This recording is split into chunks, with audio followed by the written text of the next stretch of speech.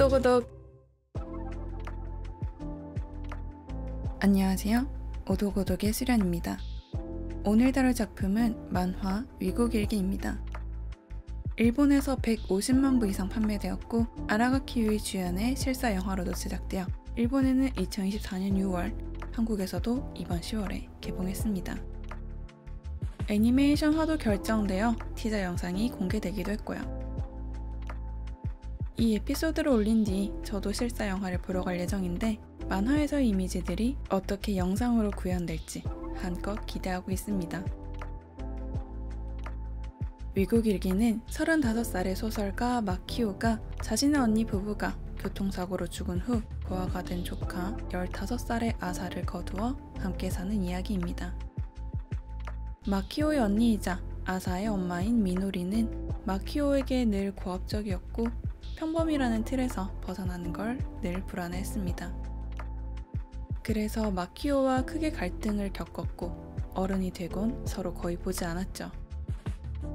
그렇게 죽도록 싫어한 언니의 장래 이후에 남은 딸 아사를 두고 친척들이 모난 말들을 하는 걸 보고 마키오는 참지 못하고 아사를 자신이 데려가겠다고 말해버리고 맙니다. 언니가 믿고 그런 언니의 딸인 아사에게도 특별한 감정은 들지 않지만 15살짜리 아이가 추악한 일을 겪기보다는 아름다운 걸 누려야 마땅하다는 생각에서였죠. 이모인 마키오는 사람과 관계를 맺는 데에 크게 서투르고 너무나 미워했던 언니 미노리가 겹쳐 보이는 아사를 사랑할 수 있을지 어떨지도 모릅니다.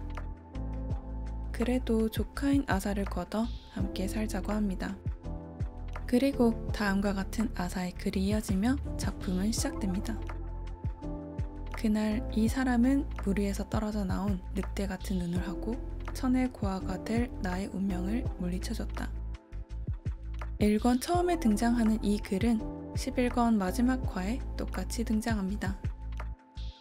많은 시간과 사건들을 지나 다시 이 글을 읽어보면 처음 봤을 때와 다르게 들릴 수밖에 없습니다. 작가인 야마시타 토모코는 1981년생으로 BL 소녀 만화부터 남성향 잡지까지 넓은 장르를 아우르는 작가로도 유명합니다. 만화, 허, 삼각장의 밖은 밥과 함께 위국일기는 그녀의 대표 작품으로도 꼽히죠. 2024년 9월에는 영화와 위국일기의 개봉을 기념해 한국에 방문해서 사인회를 열기도 했습니다.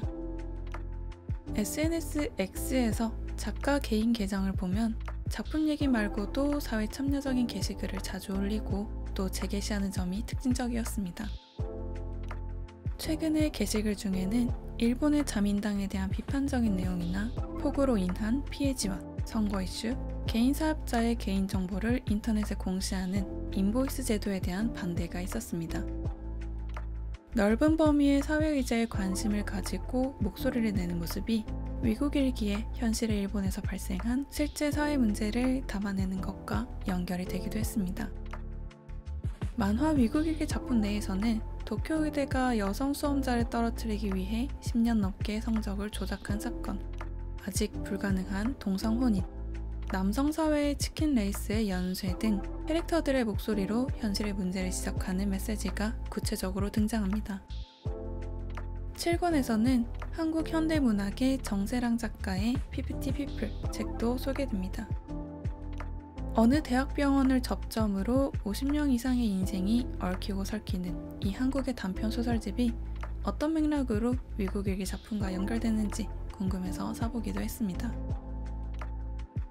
2017년 10월에 공개된 작가의 대담에 따르면 작가는 어렸을 때부터 학교에 다니는 게 맞지 않았다고 합니다.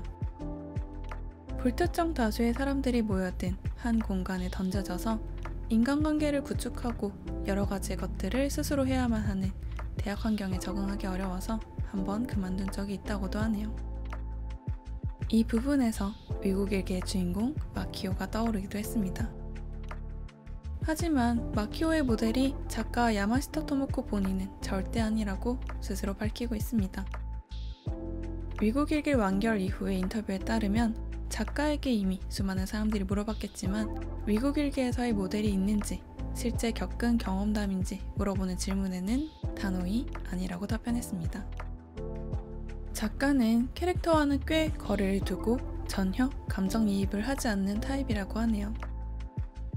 만들어진 캐릭터는 창작자와 닮은 부분이 있을 수도 있고 전혀 닮지 않을 수도 있습니다. 자신이 그려낸 캐릭터인 만큼 나쁜 부분도 전부 본인이 알고 있다는 점이 자신이 만든 캐릭터에 그렇게 감정이입을 하지 않게 한다는 답변이 인상적이었습니다.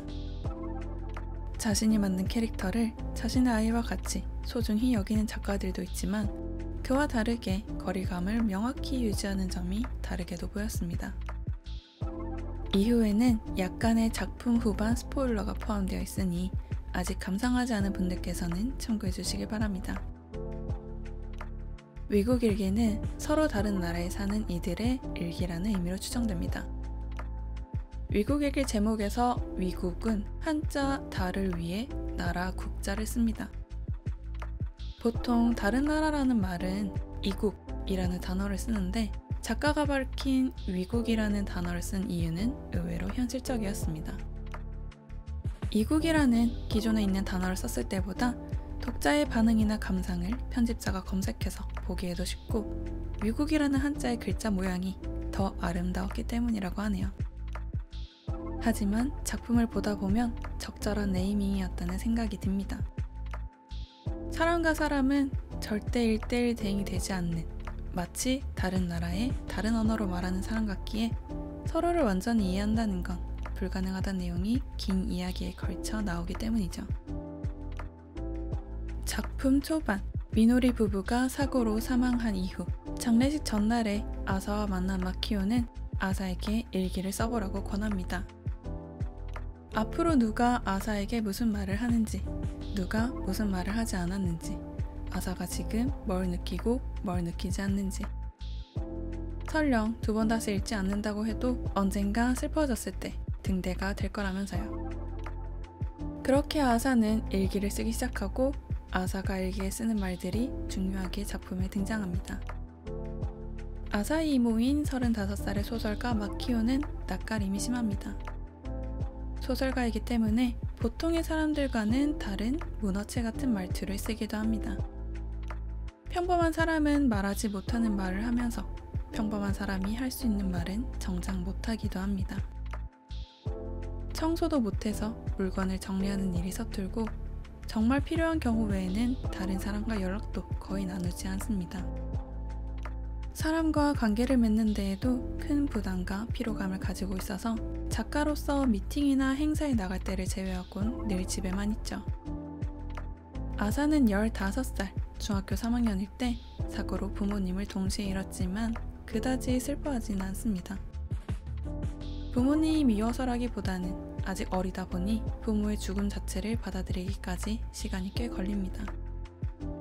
마키오와는 다르게 청소를 잘하면서 좋아하고 집요한 면이 있긴 하지만 사회성도 뛰어난 편입니다. 아사의 가장 큰 고민은 이모는 소설가고 부모님은 사고로 돌아가셨으니 사연이 있는 만큼 깊이가 있어도 괜찮을 텐데 왜 영 아닌지입니다. 누구나 사연 있는 사람이라면 기대해 볼 법한 생각이라지만 아사의 입에서 명확하게 언어화된 채로 저런 고민을 들으려니 거부감이 들기보다는 너무나 솔직하게 느껴져서 오히려 좋았습니다. 그 나이대의 고민에 맞게 자신에게 아무것도 없다는 걸 벌벌 떨 만큼 두려워하죠. 메인 주인공인 둘 외에도 주변의 서브 캐릭터들의 이야기도 꽤나 세세하게 다뤄줍니다. 아사의 단짝 친구인 에미리의 이야기가 개인적으로 인상 깊었습니다. 이야기가 메인 주인공 두 사람을 중심으로만 진행되지 않고 독자들은 전부 알지 못하는 그들의 세계와 관계성이 확립되어 있다는 느낌이 좋았습니다. 불친절하지도 않고 등장인물 개개인들에 대한 애정들도 느껴졌고요. 작가는 인터뷰에서 당신은 모르는 나의 친구라는 존재가 서로 있다는 걸 언제나 그리고 싶다고 생각했고 위국일기도 그렇게 그렸다고 밝혔습니다. 위국일기는 매우 내성적이고 외부와의 갈등 요소보다는 내면의 소음에 귀를 기울인다는 점에서 최근에는 좀처럼 보기 쉽지 않은 유형의 작품이라고 느꼈습니다. 내면의 혼란, 자아 찾기, 외로움과 고독, 사회성 결핍과 같이 내면을 깊이 파고들면서도 사회의제도 함께 담아내면서 균형을 찾아내고자 한 만화였죠. 마키오는 앞에서도 설명드렸지만 작가로서의 역량은 뛰어나지만 평범한 사람들이 아무렇지 않게 할 수 있는 일들을 좀처럼 하지 못합니다. 대표적으로 다른 사람과 같이 있으면 급격히 지치죠. 그리고 그런 이모를 조카 아사는 이해하지 못하면서 서운해하고 외롭지 않은지 의아해합니다. 그의 마키오는 다음과 같이 말하죠. 내가 내 숨막힘을 이해하지 못하듯 나도 내 외로움을 이해 못해. 그건 너와 내가 별개의 인간이라서야. 소홀했다고 느꼈으면 미안. 그러니까 서로 다가가자. 마키오는 아사의 외로움을 좀처럼 이해할 수 없지만 대신 아사라는 존재를 받아줍니다. 아사를 데리고 온 건 본인이지만 다른 사람이 자신의 집에 함께 있는 걸 괴로워하면서 혼자 있고 싶어 하기도 했죠. 작품에서 이 둘을 같은 사막이지만 전혀 다르게 그려냈던 점이 기억에 납니다. 아사는 쉽게 외로움을 타고 부모님마저 한 번에 돌아가셔서 마치 사막에 덩그러니 떨어져 있고 사막의 오아시스를 만나도 오아시스의 물이 자신의 몸에 결코 녹아들지 않는다는 사실을 받아들이지 못합니다. 하지만 마키오는 사막 안에서 아주 풍족하게 전혀 외로움을 느끼지 않으며 살고 있죠. 정말 가끔 외로움을 느끼긴 하겠지만 마키오에게 사막은 어떤 문제도 되지 않는 공간입니다. 아사는 그런 마키오의 모습을 상상으로 떠올리며 석유라도 나오는 걸까 하고 생각하죠. 저는 아직 마키오의 나이는 경험해보지 못했지만 마키오와 아사의 고민이 모두 와닿았습니다. 어른이기에 혹은 아직 어른이 아니기에 겪고 많은 고난들이 생생하게 떠오르기도 하고 불확실성에 불안해지기도 하고 1인분의 삶에 대해 고민이 들기도 했습니다.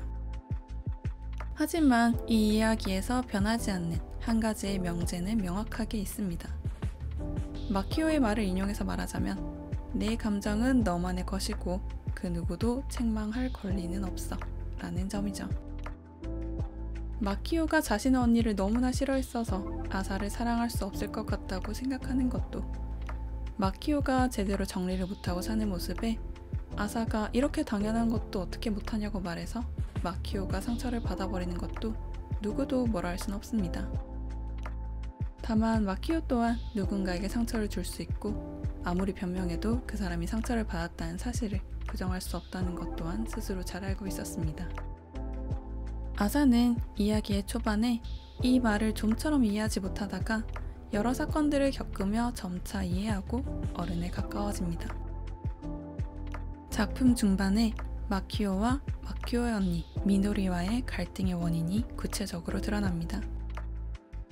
몸이 약했던 언니 미노리는 다른 사람과 다른 건 창피하다고 생각하고 있었고 보통 사람들과 달리 책만 보고 소설을 쓰는 동생이 어떻게 다른 사람과 다른 자신을 견디고 살아가고 있는 걸까 하고 생각합니다. 하지만 마키오는 그런 시간들을 보내며 전혀 외로웠던 적이 없었고 남 눈치 볼 것을 강요하는 언니와의 갈등을 제외하면 괴로울 일도 없었죠. 언니 미노리가 아사에게 주기 위해 쓰고 있었던 일기를 발견한 마키오는 미노리의 마음을 조금은 들춰보게 되고 언니가 마키오를 몰아세우던 말은 실은 미노리 스스로에게 찌르던 말이었음을 깨닫습니다. 알고 보면 평범에 집착하던 언니의 인생 또한 언니 생각대로 된 건 하나도 없었죠. 가장 대표적인 게 아사의 아빠이자 남편인 하지메와의 관계입니다. 하지만 상대의 마음은 상대밖에 모르는 일이고 상대의 행동을 어떻게 받아들일지는 그 행동을 받는 이의 몫이니 미노리를 원망한 마키오를 그 누구도 책망할 수 없습니다. 언니 미노리가 아사의 아빠 하지메를 선택한 건 함부로 판단하지 않는 점이 좋아서였음이 시권에서 드러납니다. 평범이라는 틀에 매여 있던 미노리와는 달리 하지메는 꼭 저거여야 한다, 이건 안 된다, 이렇게 해야 한다, 저래야 한다는 걸 자기 자신에게도 다른 사람에게도 강요하지 않았습니다. 그런 모습이 이후에 미노리와 아사에게 갈등 요소로 작용하긴 했지만요. 아사와 아사의 단짝 친구 에미리의 관계에서도 자신의 모순에는 너그럽지만 타인의 모순은 용납하지 못한다는 요소가 드러납니다. 부모를 잃은 자신을 두고 동아리 후배들이 신경 쓰여서 무슨 말을 해야 할지 모르겠다 라고 하는 말을 우연히 들은 아사는 에미리에게 고민 상담을 합니다. 후배들이 자신에게 무심코 상처를 줄지도 모르는 걸 걱정하는 말을 듣고 아사 자신도 지뢰인 줄 모르고 상처를 주는 입장이 되면 어떨지 모르겠다고 말하죠. 그 말을 듣던 에미리는 예전에 자신에게 남자친구가 있는지 집요하게 물어보는 아사에게 남친 만들 생각 없고 남자 안 좋아한다고 말하자 아사가 자신에게 그럼 여자가 좋아? 라고 던진 말을 떠올립니다. 그래서 아사에게 처음으로 사귀고 있는 동성 여자친구가 있음을 밝히고 아사의 잘못을 스스로 깨닫게 하죠. 아사는 처음에는 당황하다가 다음과 같이 사과합니다. 미안, 에미리가 뭐에 상처받을지는 내가 정하는 게 아닌데 에미리 몫인데. 그렇게 자신의 모순을 깨닫는 경험을 쌓아가며 작품의 등장인물들은 계속해서 고민할 것입니다. 그래도 아사의 말을 빌리자면 그건 그리 나쁘지 않은 것 같다고 하네요. 작품을 보면서 또 인상 깊었던 점은 말투의 문제였습니다. 마키오는 소설가이기도 하고 아주 가까운 친구 몇 명과 동료 작가, 출판사, 가족을 제외하면 대화를 할 일이 잘 없습니다. 그래서 함께 사는 아사는 집에서 마키오와 밥을 같이 먹을 때를 제외하곤 싸우듯이 컴퓨터와 씨름하는 이모의 모습만 볼 뿐이었죠. 그래서인지 마키오는 마치 일반인이라면 말보다는 글로 할 법한 말들을 입으로 내뱉습니다. 그리고 아사와 에미리와 같은 청소년들은 자신의 감정을 명확하게 표현할 어휘를 아직 많이 알지 못하고 무엇보다 그 감정을 명확히 한 경험도 부족합니다. 스스로가 느끼는 감정이 어떤 감정인 건지 구체화하는 것부터가 시작이죠. 그래서인지 빈약한 어휘들로 감정을 표출합니다. 그렇게 언어의 한계에 부딪힐 때 작품에서는 다음과 같은 말이 등장합니다. 고독을, 절망을 표현할 언어를 아직 모른다는 건 대체 어떤 고통일까? 평생을 들여도 찾을 수 없는 일임에도 우리는 두려워해야 한다.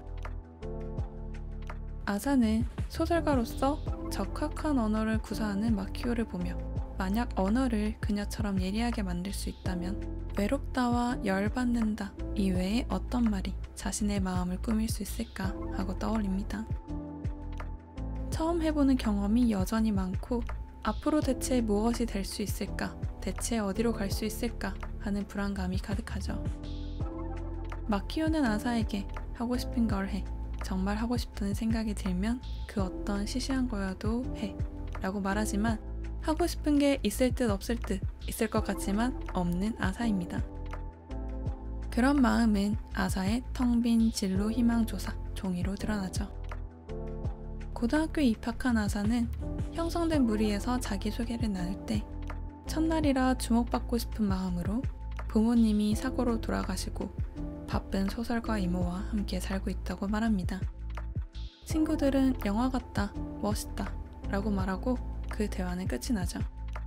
이 대화가 끝난 뒤 아사는 당혹스러워하며 말로 표현할 수는 없지만 뭔가 어리석은 짓을 했다 라는 감각을 느끼고 맙니다. 자신을 둘러싼 사건과 인물로 자신을 비범하게 생각해주기를 바랬는데 그게 단단히 실패하고 말았던 거죠. 아사는 계속해서 자신에게 무언가가 있음을 기대하며 무언가가 되고 싶어 하지만 무엇이 되고 싶은지는 떠올리지 못합니다. 6권에서 아사는 밴드부에 들어간 뒤 처음 작사를 해봅니다. 자신에게 무언가가 있음을 발견해주는 반응을 기대하면서 자신이 작사한 종이를 마키오에게 건넵니다. 하지만 다 읽은 마키오는 얼굴은 빨개지면서 당황 섞인 반응과 함께 기술적인 피드백을 아사에게 전해줍니다. 그게 영 아사는 마음에 들지 않는데 마키오는 거기에 대고 하고 싶은 얘기를 확실하게 쓰면 충분하지 않겠냐는 말을 합니다. 아사는 사실 하고 싶은 말이 아직 잘 없는데 말입니다. 되고 싶은 나가 되고 싶은데 뭐가 되고 싶은지 모르겠는 아사의 모습을 보면서 자신의 캐릭터를 스스로 형성하는 청소년기의 아이들이 떠올랐습니다. 자신이 어떤 사람인지 모르겠어서 내 캐릭터는 이거 라고 정해놓고 그에 맞게 행동을 하는 거죠. 그에 대해 마키오의 오랜 친구 다이고는 아사와 얘기하면서 다음과 같이 말합니다. 후회했어. 내가 정말로 그러고 싶을 때 그래야 했다고. 내 캐릭터는 이거니까 라고 되뇌이는 동안 내가 진짜 뭘 하고 싶은지를 알 수 없게 돼버렸거든. 아사는 자신이 가는 길은 험하고 외롭고 이정표도 없고 앞서가는 사람도 없고 동행인도 없다는 사실을 점차 받아들입니다. 계속해서 그런 사실을 혼란과 절망으로 받아들이던 아사는 그 아무것도 없다는 것 자체가 언젠가는 자신이 자유롭다는 증거이자 이정표가 될 것이라고 느끼게 되죠. 최종화에서 에미리와 함께 어른이 된 아사의 모습을 보자면 그 과정을 안녕히 지나온 것 같아 안도감이 들기도 합니다. 작품에서 반향을 통해 주위를 본다는 말이 나옵니다. 박쥐 얘기를 하다가 나온 말이었는데 직접적으로 전달되는 언어화된 표현이 아닌 어떤 행동이 세상에 영향을 끼치고 변화시키는 모습으로 주변을 인식한다는 내용이었습니다. 자신을 표현해줄 언어를 찾아 나서던 인물들이 서로의 행동과 함께 보낸 시간들로 긍정적인 영향을 주고받고 점차 변화하는 과정이 그려져 좋았던 작품이었습니다. 아사도 아사지만 마키오도 아사와 함께 시간을 보내며 성장합니다. 처음에는 사랑할 수 있을까 싶었던 너무나 미워했던 언니의 딸을 자신도 언니와 같이 소중하게 여겨도 될까 싶고 아사와 자신이 충돌하는 것을 걱정하기도 하죠. 그냥 사랑한다고 아사한테 한 번을 말할 법도 한데 마키오의 관점에서 그런 말은 자신의 마음을 표현하기엔 너무나 부족하다고 느껴서 단 한 번을 사랑한다고 말해주지는 않습니다. 이야기의 후반에서 그런 마키오를 향해 씩씩대며 쿠션을 던지고 엎어져 버리는 아사의 모습이 귀여웠던 것도 기억에 납니다. 미국 일길 완결기념 인터뷰에 따르면 작가는 마키오와 아사 둘이 친밀한 가족이라기보다는 마키오에게 아사는 나의 작은 친구, 아사에게 마키오는 나의 큰 친구 같은 관계 정도로 그려냈다고 합니다. 마키오는 어른이라는 이유만으로 아사를 일방적으로 이끌거나 자신의 생각을 주입하지 않고 아사 스스로 많이 생각해 볼 수 있도록 기회를 만들어줍니다. 아사도 아이라고 마냥 보호받지 않고 마키오의 부족한 역량을 채워주면서 마키오가 성장할 수 있는 계기를 만들어주기도 하죠. 이런 둘의 이야기를 보고 마지막 최종화에 등장하는 아사의 새 출발을 응원하는 마음을 담아 마키오가 쓴 시까지 꼭 보시길 추천드립니다. 마키오가 쓴 시가 좋았어서 저도 최근에 가까운 인물의 새로운 출발을 응원하는 편지를 쓰면서 인용하기도 했었습니다. 평론가 우노 스네이로는 미국 일기 1, 2권을 읽으면서 무언가 대단한 작품이 나온 게 아닐까 하고 기대했지만 이야기가 진행될수록 정체되고 완결에 이르고서도 생각만큼 확장성이 없었다고 평가했습니다. 대신 오히려 그 확장성이 없음 자체에 논할 내용이 있다고 생각을 했다고 한 점이 눈에 들어왔습니다. 저도 솔직히 만화 미국 일기가 인물들의 내면을 그려내다가 사회와 관련된 얘기를 할까 싶다가 어머니의 죽음, 아버지의 죽음을 주제로도 하다가 그 어느 것도 제대로 마무리하지 않은 채 끝난 점에서는 아쉽기도 했습니다. 마키오의 집과 아사의 학교로 나뉘는 두 물리적 공간 이외에 다른 확장성이 보이지 않는 이야기도 한계를 안고 있다고 느끼기도 했고요. 하지만 물리적인 공간과 담론을 넓히기보다 여러 사건과 시간을 겪으며 본인의 내면을 확장시켜 나가고 주변 인물들과의 관계도 쌓아가며 자신의 세계를 확장해가는 걸 그리는 작품이라는 데에 의미가 있었다고 생각이 듭니다. 개인적으로 제게 인물의 내면과 혼란을 깊게 언어화해서 다루는 작품은 모 아니면 도인 만큼 평가가 갈리는데 이번 미국 일기는 저와 주변의 인물들을 새롭게 떠올려 보게 했다는 점에서 의미가 깊었고 주변에도 추천해보고 싶은 작품이었습니다. 그럼 오늘의 오독오독은 여기서 마치겠습니다. 들어주신 여러분 감사드리며 오늘의 방송에 대한 후기와 감상은 스포티파이, 애플 팟캐스트, 인스타그램과 X에 남겨주세요. 다음 시간에는 마물을 먹으며 지하 미궁을 탐색하는 만화 원작의 애니메이션 던전밥을 다루도록 하겠습니다. 이상 일본 서브컬처로 오독하는 오독오독이었습니다.